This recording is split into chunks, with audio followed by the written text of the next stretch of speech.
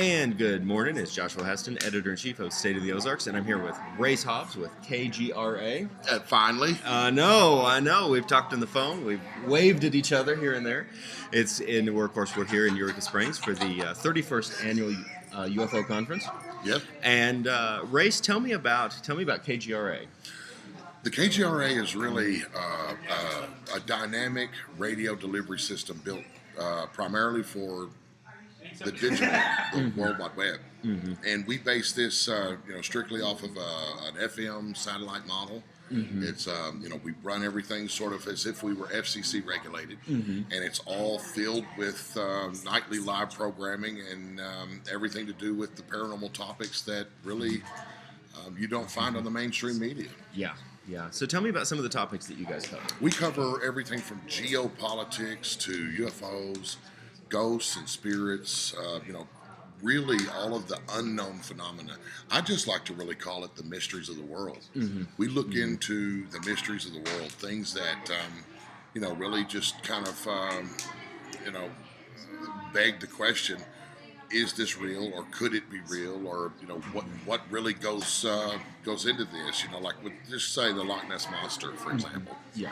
And what kind of research has been done and by who, and is it been legitimately reported on and legitimately investigated and that kind of thing. But it could really be anything. Skinwalker, you've heard about underground bases and everything from Washington to Wall Street and out into the universe. Really, you can find it on KGRA. Yeah. Now, taking it down to right here in the Ozarks, you've been involved with the UFO conference here for a long time. Mm-hmm. Tell me what this conference is like.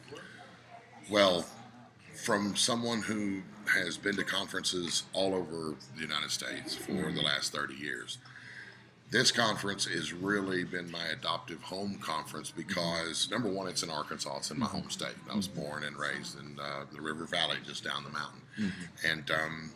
And the difference about the Ozark conference, number one, here we are 31 years at the same location, the same venue. Wow. Same location. There's no other UFO conference that can brag on that. There's a lot of people out there that talk about, having the world's largest UFO conference and that sort of thing, most attendees and that kind of thing. Mm-hmm. But this conference is really almost like a UFO high school reunion. Yeah. Every year there is a large core, and I'm talking around 400 or 500 people that come, every year. Yeah. That it's just like a big reunion of fresh research, new topics, new work that's going on in the field, and it's all derived around UFOs, specifically UFOs. There's a lot of conferences that cover all kinds of paranormal events of ghosts and spirits and entities and UFOs and extraterrestrials and that kind of thing all in one place. A lot of these events are what I call overbooked. They literally have 30 speakers that you have to make time for every one of them in a 3-day period, and you can't. So they have speakers booked over here and over here and over here, 3 at a time. So the people who spend the money, take the time to go, have to pick and choose which ones they want to see, because even though they're on the bill, you're not going to get to see them because they're talking over each other. So you have to kind of decide, here you don't get that. Yeah. Here you have a nice, robust lineup of people that are leaders in their fields, UFO historians, U.S. historians. You've got Emmy Award-winning investigative journalists here, Peabody Award-winning journalists. You've got researchers, PhDs.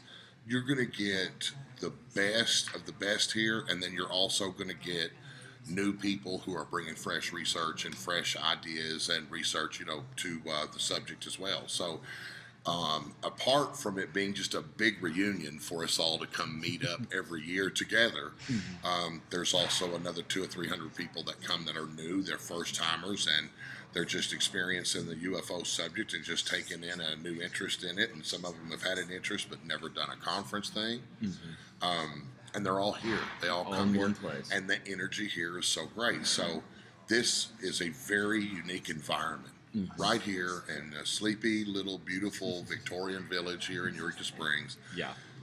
It in itself is worth the trip. It is. Just to come to Eureka Springs, and because we know Arkansas, right? You know, Yeah. we know the Midwest, and you know, we know these mountains, and we know the feel of home and the feel of what it's like to be here. But when you get to have so many like-minded people here that have this, you know, likened interest, it's really just a cool thing. It is. It's a cool thing. Now we are gonna be right back, and I have another question for you. Perfect.